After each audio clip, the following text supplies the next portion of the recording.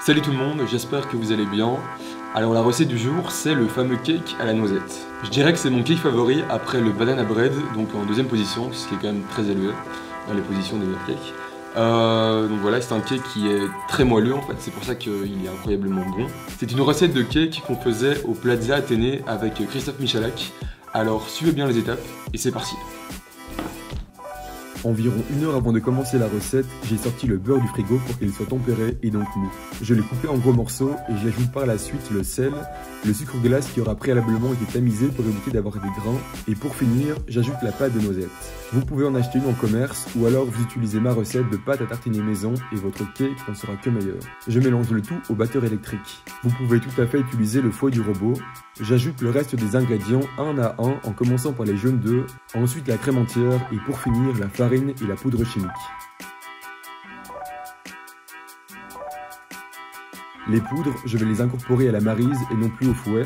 À cette étape, je me souviens qu'au Plaza, on ajoutait des petits cubes de Jean Dujat dans la pâte à cake pour encore plus de gourmandise.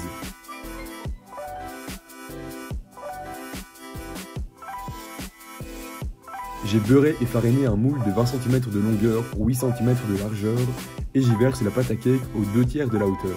C'est un cake qui ne va pas trop développer à la cuisson étant donné qu'il ne contient pas de blanc d'œuf. J'enfourne à 135 degrés pour 1h30 de cuisson pour obtenir une consistance incroyable. J'ai été un peu trop vite avec une petite heure de cuisson à 150 degrés et la consistance était un peu moins agréable que d'habitude, donc prévoyez le temps. Démoulez et faites refroidir. Pour la suite des étapes, j'ai récupéré une ancienne vidéo car à nouveau par manque de temps, je n'ai malheureusement pas eu le temps de tout filmer. J'ai recouvert le cake de chocolat au lait avec 5% d'huile de pépins de raisin pour la brillance. Je tapote un peu sur la grille pour égoutter l'excédent que je récupère évidemment, pas de gâchis. Dans une poêle, j'ai fait caraméliser des demi-noisettes avec du sucre glace. Je fais refroidir et viens les disposer sur le cake avant que le nappage ne fige. Je décore aussi avec quelques copeaux de chocolat noir. Le cake ici était légèrement sous cuisson, mais mieux vaut pas assez que trop pour cette recette. Utilisez la technique du cure-dent et vous aurez normalement une cuisson parfaite.